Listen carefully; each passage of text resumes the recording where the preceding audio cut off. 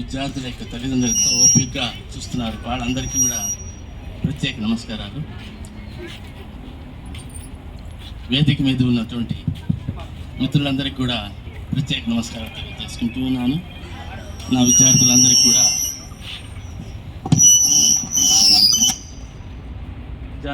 కూడా నా ఆశీస్సులు. ముఖ్యంగా ఈరోజు రిపబ్లిక్ డే సందర్భంగా మనందరికీ శుభాకాంక్షలు తెలియజేస్తూ ఉన్నాను.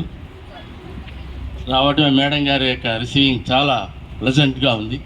చాలా సంతోషం వేసింది నాకు. చాలా రోజుల నుంచి ఇచ్చారు మేడం. Thank you madam. అలాగే మిత్రుడు కాంత్ కానీ మన డాక్టర్ గారు కానీ చాలా చక్కగా మాట్లాడటం, దాకా కన్వర్సేషన్ చూస్తూ ఉంటే చాలా బాగుంది. మంచి విషయాలు కూడా డిస్కస్ చేసుకోవటం జరిగింది. చాలా నచ్చింది కూడా. పిల్లల యొక్క పెర్ఫార్మెన్స్ అయితే అత్యద్భుతం. చాలా చాలా బాగా మేడం గారు చెప్తే, మేడం గారు అబద్ధం చెప్పారేమో అనుకున్నాను నేను. 1 డేలో చేశారు సార్ వీళ్ళు అని అన్నారు.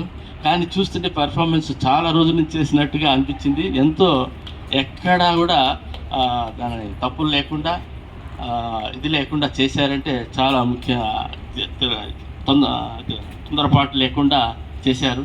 చాలా అద్భుతం. వాళ్ళందరికీ కూడా ప్రత్యేకంగా నా శుభాకాంక్షలు తెలియజేస్తున్నాను. మీ అందరూ కూడా చేస్తారు, ఇక్కడ కూర్చున్న వాళ్ళందరూ కూడా చేస్తారు, విద్యార్థులందరూ కూడా. అయితే వాళ్ళు వచ్చారు కాబట్టి వాళ్ళకి శుభాకాంక్షలు తెలియజేస్తున్నా. మీరు కూడా చక్కగా చేస్తారు కాబట్టి నెక్స్ట్ ప్రోగ్రాంలో మీరు కూడా వచ్చి అందరూ కూడా చేస్తూ ఉంటే చాలా బాగుంటుంది. అది థ్యాంక్ యూ. ఇక్కడ డిస్కస్ చేస్తున్నప్పుడు కాన్స్టిట్యూషన్ గురించి చెప్పడం జరిగింది. పిల్లలు చాలా బాగా అన్ని పాయింట్స్ చూస్తూ ఉన్నాను. చాలా బాగా చెప్పడం జరిగింది. అమెండ్మెంట్స్ అంటే ఏంటి, సవరణలు ఎలా చేశారు, రాజ్యాంగం ఎట్లా ఏర్పడింది, ఎందుకు ఏర్పడింది అనేది చాలా చక్కగా చెప్పడం జరిగింది. డాక్టర్ బిఆర్ అంబేద్కర్ గారి గురించి కానీ, ఆచార్య కృపాని వాళ్ళ గురించి కానీ చెప్పడం జరిగింది. చాలా సంతోషం వేసింది. మంచి విషయాలు మనందరం కూడా షేర్ చేసుకోవడం జరిగింది. మేడం గారు అంటే మీ ఎక్స్పీరియన్స్ చెప్పండి అంటున్నారు. నా ఎక్స్పీరియన్స్ కన్నా మీ తెలియ ముందు నా ఎక్స్పీరియన్స్ వేస్ట్ అనిపిస్తూ ఉంటుంది నాకు. కాబట్టి అందువల్ల నేను అనుకుంటూ ఉంటాను. అంటే నాకు ఇప్పుడు ఈ ప్రోగ్రామ్స్ బట్టి ఒక ఆలోచన వచ్చింది నాకు. అంటే మామూలుగా కాకతీయ డైనస్టీ వరకు బాగుండింది. అంటే ఎవరైనా ఏంటంటే డాక్టర్ గారు చెప్పారు ఎందుకు ఈ ప్రాబ్లమ్స్ వస్తాయి ఏంటి అంటే, మేడం గారు కూడా చెప్పారు యూకేలో ఈ మధ్య ఈ సైట్ దాని గురించి వాళ్ళ పరిపాలన, వాళ్ళ రాజ్యం వాళ్ళకే ఉండాలి, వేరే వాళ్ళు బయటకు ఉండకూడదు అనేటువంటి ఆలోచన వస్తుంది సార్ అందరికీ అని చెప్పడం జరిగింది. అంటే ఇది అనాది కాలం నుంచి వచ్చింది అని నా మనసులో అప్పుడు అనుకున్నాను మేడం. నేను మీతో షేర్ చేయలేకపోయాను. అది అంటే ఏంటంటే ఎవరికి వాళ్ళు, ఇప్పుడు మనం ఉన్నాము, కావలి వాళ్ళు ఉన్నాము, కావలి వాళ్ళు ఉంటే బాగుంటుంది, మనం నెల్లూరు జిల్లా వాళ్ళు మాత్రమే ఉంటే బాగుంటుంది, వేరే వాళ్ళు వస్తే ఎట్లా అనే ఫీలింగ్ వాళ్ళ అప్పుడు వచ్చినది. వచ్చిన సందర్భంలో మన దేశానికి చాలామంది రావటం జరిగింది. తురస్కులు అనండి, ఇండియన్స్, అది వాళ్ళు ఉన్నారు కదా, బ్రిటిషర్స్ అనండి, వాళ్ళందరూ రావటం జరిగింది. అప్పుడు కాకతీయ డైనస్టీ కూడా ఇదైంది. అప్పుడు ఒక గుర్తు ఉంటుంది, అందరూ కూడా హిస్టరీ చెప్పుంటారు మేడం గారు. మరలా నేను ఒకసారి ఎందుకు అది మాట చెప్పాలనిపించింది. ఈ హరిహర రాయలు, బుక్కరాయలు వాళ్ళిద్దరిని కూడా చాలా ఘోరంగా అవమానించడం జరిగింది. ఆ సందర్భంలో వాళ్ళకి ఎట్లయినా సరే మనం స్వాతంత్రంగా ఉండాలి అని ఒక ఆలోచన ఏర్పడింది. ఇది 1300 అనుకుంటాను, నాకు ఏరియా గుర్తులేదు. 1336 సంవత్సరంలో వాళ్ళకి ఒక ఆలోచన వచ్చింది, స్వతంత్రంగా ఉండాలి, భారతదేశము మన హిందూ దేశము స్వతంత్రంగా ఉండాలి అనేటువంటి ఒక ఆలోచనతోటి అప్పటి నుంచి ఫైటింగ్ చేసుకుంటూ వస్తున్నాం. కొన్ని వేల సంవత్సరాలు వేరే వాళ్ళ పరిపాలనలో ఇది జరిగింది. తర్వాత దానికోసంగా మన గాంధీ మహాత్ముడు గారేంటి, స్వాతంత్రం కోసం పోరాడినటువంటి చాలామంది ఉన్నారు, మీ అందరికీ తెలిసిన వాళ్ళందరూ కూడా.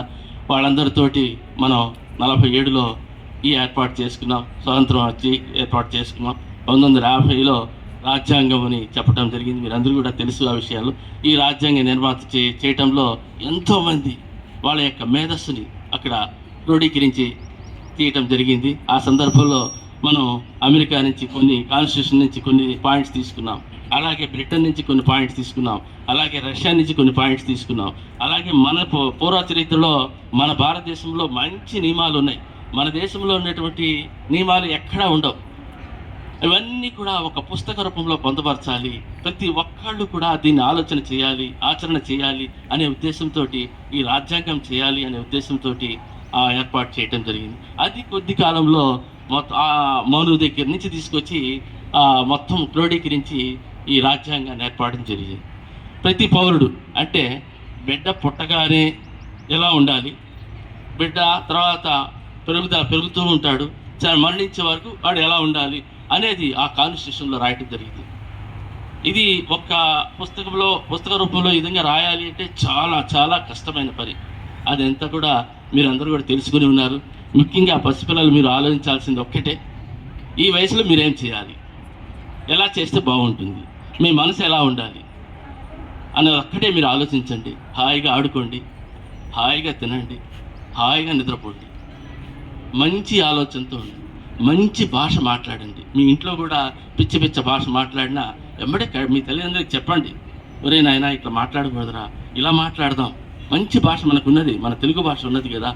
ఇందా చక్కగా హిందీ భాష మాట్లాడుతున్నారు, చక్కగా చాలా బాగుంది. అలాగే ఇంగ్లీష్ చాలా బాగా మాట్లాడుతున్నారు. అలాంటి భాష మాట్లాడుకుందాం. పిచ్చ మాటలతోటి మీ మనసును పాడు చేసుకుని చేయవద్దని మీ అందరికీ కూడా తల్లిదండ్రులు ముఖ్యంగా అక్కడ కూర్చున్నటువంటి తల్లిదండ్రులకు ముఖ్యంగా గుర్తు చేస్తూ ఉన్నాను. ఇందాక డాక్టర్ గారు అన్నారు 5ంటికి 7ంటికి వచ్చినటువంటి తేడా వల్లనే ఈ పిల్లల యొక్క డిసిప్లిన్ తేడా వస్తుంది అని చెప్పడం జరిగింది. దయచేసి అది ఒకసారి గుర్తుపెట్టుకుని తల్లిదండ్రులు అందరూ కూడా విద్యార్థులందరినీ కూడా 5 గంటలకే ఒకటి బ్రహ్మముహూర్తం అంటారు. ఆ బ్రహ్మముహూర్త కాలంలో పిల్లల చేత కనుక ఆ కాలకృత్యాలకు కానివ్వండి, వాళ్ళు చేయవలసిన పనులు కానీ ఒకసారి గుర్తు తెచ్చుకుంటే ఆటోమేటిక్ వాడి సక్సెస్ లైఫ్ వచ్చేస్తుంది. అది ఒకసారి గుర్తుపెట్టుకొని విద్యార్థుల తల్లిదండ్రులు అందరూ కూడా ఈ పిల్లలకి 5 గంటలకి నిద్ర లేపటం, 5:30 కల్లా వాళ్ళ కాలకృత్యాలు, 6:30 కల్లా వాళ్ళ హోంవర్క్స్ మేడమ్స్ ఇచ్చేటువంటి హోంవర్క్ చేయటం, 7:30 8 కల్లా స్కూల్ ప్రిపరేషన్, స్కూల్కి వచ్చేయటం. ఇలాంటి కనుక చేసినట్టయితే ఆ పిల్లవాడు మంచి భవిష్యత్తు వచ్చేస్తుంది. ఇదే మీరు చేయాల్సిన పని. ఇంటికి రాగానే మరలా ఆ సీరియల్స్ ఇక్కడ ఇందాక డాక్టర్ గారితో అదే నేను వేరే ప్రిపరేషన్ లేదు కాబట్టి ఈ పాయింట్స్ నేను డిస్కస్ చేసుకుంటూ ఉన్నాను ఇందాక నుంచి మనసులో. అంటే ప్రతి తల్లి తండ్రి చేయాల్సిన పనులు కానీ చేసేస్తే ఆటోమేటిక్గా రాజ్యాంగంలో ఉండే అన్నీ కూడా మనం పాటించినట్లు లెక్కే. ఇంట్లో అనేది కూడా ఒక రాజ్య పరిపాలనలో ఒక భాగమే. మంచి భాష మాట్లాడితే ఆటోమేటిక్గా వచ్చేస్తుంది. సెల్ఫ్ డిసిప్లిన్ కావాలి. సెల్ఫ్ డిసిప్లిన్ లేకుండా ఉంటే వాడు ఆటోమేటిక్గా ఆ పిల్లవాడు ఇబ్బంది పడుతున్నాడు. అది ఒకసారి గమనించుకుంటే భారతదేశంలో ప్రస్తుతం ఎలా ఉన్నది ఒకసారి గమనించుకుంటే ఎప్పుడైతే ఈ సెల్ఫ్ డిసిప్లిన్ ఏర్పడుతుందో ఎటువంటి సమస్యలు ఉండవు, మనకు ప్రశాంతంగా ఉండవచ్చు. అందుకనే మన గౌరవ ప్రధానమంత్రి గారు విద్యార్థుల మీదనే ప్రత్యేకమైన కాన్సన్ట్రేషన్ తోటి రకరకాల స్కీమ్స్ పెట్టడం జరుగుతూ ఉంది. ఒక్కసారి అవి కూడా ఆలోచన చేసి అందరూ కూడా పార్టిసిపేట్ చేయండి.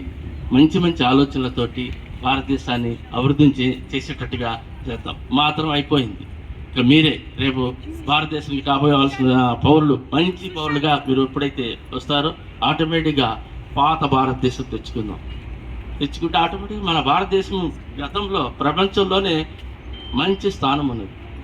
అలాంటి స్థానాన్ని మళ్ళా మనం సంపాదించుకోవడానికి మీ అందరూ కూడా మంచి పౌరులుగా తయారవుతారని ఆశిస్తూ కోరుతూ నాకు ఈ మంచి అవకాశాన్ని నాకు ఇచ్చినందుకు మీ అందరికీ కూడా కృతజ్ఞత తెలియజేస్తూ కాలాతీతమైనందువల్ల నేను థ్యాంక్ యూ.